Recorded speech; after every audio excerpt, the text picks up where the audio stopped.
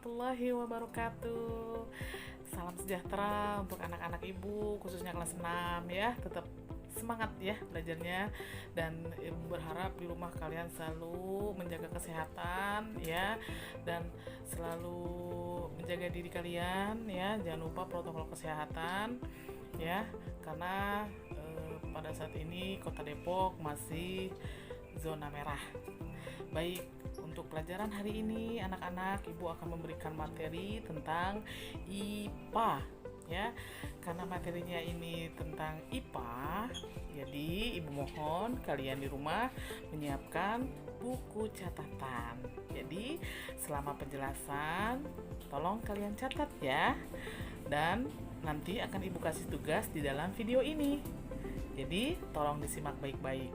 Sebelum belajar, jangan lupa kalian baca doa dulu. Kemudian jangan lupa sarapan ya anak-anak. Baik, hari ini kita lanjutkan ya.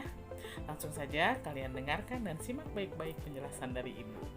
Terima kasih anak-anak. Tetap semangat belajarnya di rumah ya. Assalamualaikum warahmatullahi wabarakatuh.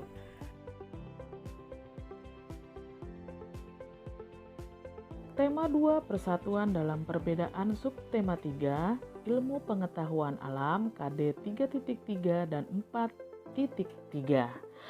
Manfaat adaptasi makhluk hidup bagi manusia dan lingkungan, yaitu kemampuan makhluk hidup beradaptasi dengan lingkungannya ditandai dengan struktur khusus makhluk hidup tersebut.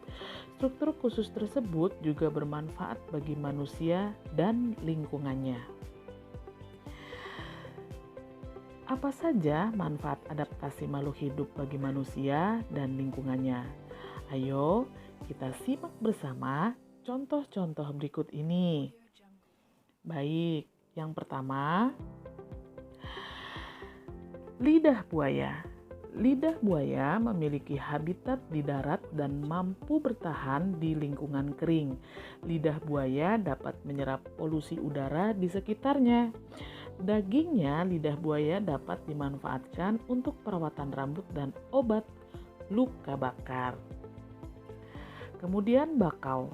Tumbuhan bakau hidup di pantai.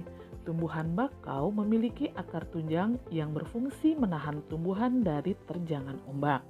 Kemudian tumbuhan bakau berguna juga untuk mengurangi abrasi. Karet. Tumbuhan karet menghasilkan getah pada batang untuk melindungi diri dari hewan herbivor. Kemudian, getah karet dapat berguna juga dimanfaatkan manusia untuk membuat ban atau sepatu bot. Kemudian cacing tanah.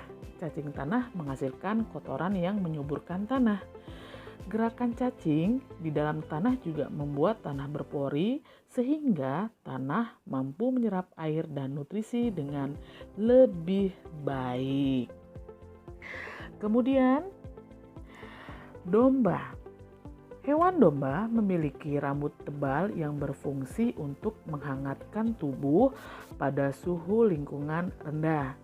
Kemudian rambut domba bisa dimanfaatkan manusia untuk membuat serat wol. Pelestarian tumbuhan dan hewan berdasarkan lingkungan hidupnya. Tumbuhan dan hewan dapat mengalami penurunan populasi jika tumbuhan dan hewan tidak dilestarikan. Tumbuhan dan hewan tersebut akan menjadi langka. Tumbuhan dan hewan yang dilindungi biasanya adalah tumbuhan dan hewan langka. Ya, apa saja sih tumbuhan dan hewan langka di Indonesia?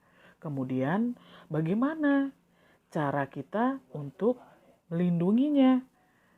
Ada tahu anak-anak? Baik, kita bahas ya. Yang pertama, Rafflesia atau Padma raksasa. Rafflesia adalah tumbuhan parasit yang terkenal karena memiliki bunga berukuran sangat besar, bahkan merupakan bunga terbesar di dunia. Rafflesia ini mengeluarkan aroma busuk seperti bangkai untuk mengundang hewan. Rafflesia dapat dilindungi dengan cara melestarikan dan tidak merusak tempat hidupnya, misalnya dengan dijadikan taman nasional atau taman konservasi. Cendana.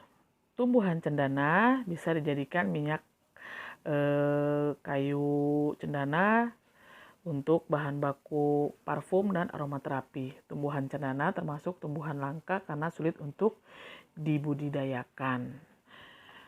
Oke, selanjutnya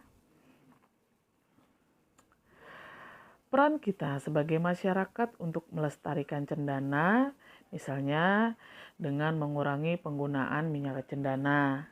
Kemudian peran pemerintah misalnya menetapkan kawasan konservasi bagi tumbuhan cendana. Orang utan. Orang utan adalah hewan endemik yang hidup di hutan tropis Indonesia, misalnya di Sumatera dan Kalimantan. Orang utan menjadi langka karena perburuan dan kerusakan habitat, misalnya karena pembuatan perkebunan dan pembukaan jalan.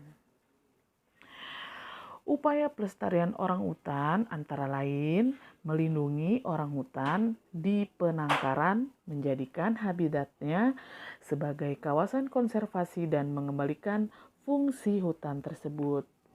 Gajah Sumatera. Gajah Sumatera adalah hewan endemik di Pulau Sumatera.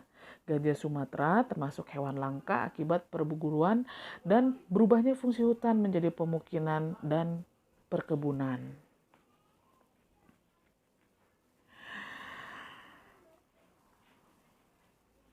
Upaya pelestarian gajah Sumatera oleh pemerintah antara lain menetapkan beberapa wilayah sebagai pusat konservasi gajah Sumatera, misalnya Taman Nasional Waikambas di daerah Lampung.